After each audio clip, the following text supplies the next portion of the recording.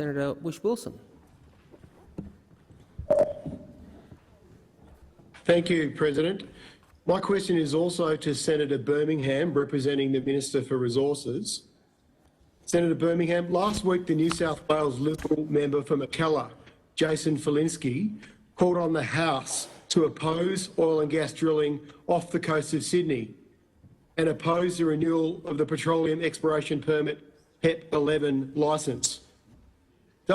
Is the federal government aware of the reasons the member of Mackellar doesn't want to see new oil and gas exploration off the New South Wales coastline? And does your government agree with Mr Falinski? The Minister representing the Minister for Resources, Water and Northern Australia, Senator Birmingham. Thanks, Mr President, and I thank Senator Whish-Wilson for the question.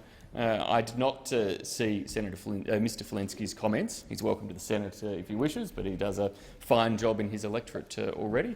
I did not see Mr Falinski's comments, so I'll take on notice any details in relation to that might be necessary to add. But what I would make the point of is that we have well-established approvals processes in relation to oil and gas exploration, where that is offshore, working through NOPSEMA, an agency that has had its expertise and credibility demonstrated time and again, most recently, in fact, by work that Australia's chief scientist did following the last election to review NOPSEMA in terms of their approvals processes and to ensure that the way in which they assess all environmental risks and other factors occurs in a most thorough manner.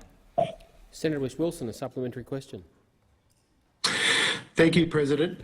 The permit holders of PEP-11, Asset Energy and Bounty Oil and Gas, want to go straight from seismic testing to drilling, a change of permit that would require and skip community consultation.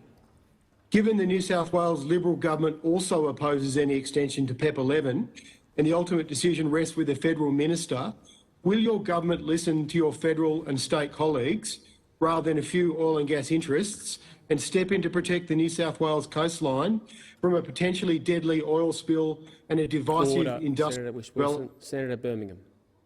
Thanks, Mr President. I can say that what our government will do is not listen to a few interests, be they on any side of any one debate, but that we will apply the law fully, thoroughly, rigorously, as it's intended to be.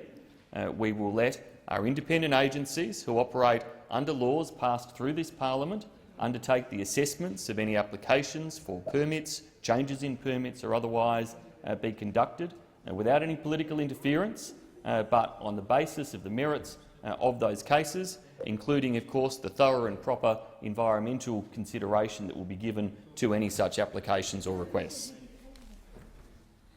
Senator Whish-Wilson, a final supplementary question. Thank you, President. Minister, there's little to no scientific research on the impacts of oil and gas exploration, especially seismic testing, on our oceans and fisheries. The limited research we do have suggests significant risks with caution to be applied. Minister, do you appreciate why commercial fishing bodies and stakeholders right around the country, from Ningaloo in Western Australia to the Great Australian Bight to King Island off Tasmania and to the Otway Basin, are up in arms over new offshore oil and gas exploration acreage? Senator Whish-Wilson. Senator Birmingham. Thanks, Mr President. Well, I suspect Senator Whish-Wilson exaggerates somewhat what he describes as those who are up in arms, but I again restate, as I did in the primary question in the first supplementary, that when it comes to any applications for seismic testing, offshore drilling, any such activities, they go through a very thorough assessment process, and that assessment process is designed to ensure that scientific evidence is heeded, that safeguards are met, and indeed involves opportunities for communities, stakeholders or others to have their say as part of that assessment process and to present evidence to those assessments. That's precisely what will occur in the case of any of the types of hypothetical circumstances that Senator Whish-Wilson raises. It will be done properly in a way that balances those interests, assesses the evidence, but also provides an opportunity still for job creation to occur in Australia where projects meet the appropriate safeguards. Thank you, President. Australia truly is a nation girthed by sea. Most of our people, most of our populations live on or near our coastlines. Australians love our beaches, we love our coastlines. It's such an important part of our culture. And Australians know that this government is out of touch if they continue to push ahead with risky offshore oil and gas drilling. Now, I asked Senator Birmingham why the member for Mackellar, Mr Falinski, moved a motion in the House last week opposing offshore oil and gas drilling off the central coast in New South Wales. The reason he opposed is the PEP-11 licence renewal. The reason he moved that motion is because thousands of people in his electorate are rising up and getting in touch with him and saying, this is just madness. In a time of a climate emergency, why are you risking our oceans? Why are you releasing new acreage? Why are you letting a few profit-driven put our lifestyle at risk? We don't want to see seismic testing off our coastlines. We don't want to see oil and gas drilling. We don't want to see controversial, divisive industrial development when we go to the beach.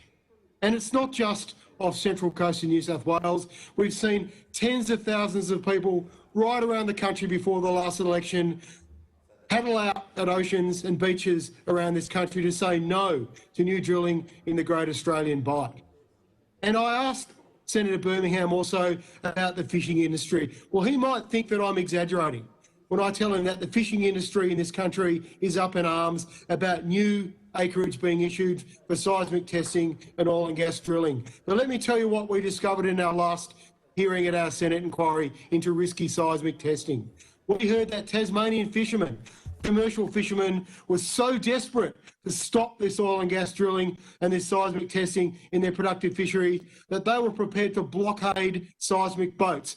They were prepared to put their own fishing boats and their own bodies on the line. Now, Senator Birmingham, that sounds pretty desperate to me.